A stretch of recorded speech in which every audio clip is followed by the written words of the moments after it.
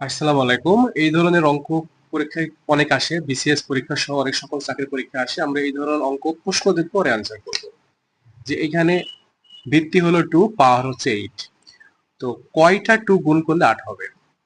2 গুণন 2 গুণন 2। দেখছি এই যে 3টা 2 গুণ করলে আমাদের 8 হবে। তাহলে অ্যান্সার হবে 3।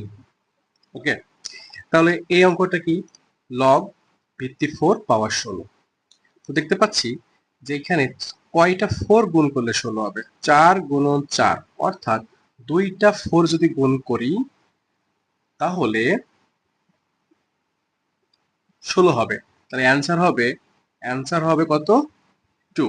ওকে, তাহলে এটির অ্যান্সার কত হবে কমেন্ট বক্সে জানাবেন। আশা করি ভিডিওটি ভালো লাগলে পেজটি ফলো করবেন এবং আমার ইউটিউব চ্যানেলটি সাবস্ক্রাইব করে পাশে থাকবেন আরো এমন নিত্য নতুন অনেক ভিডিও পেতে। ধন্যবাদ সকলকে।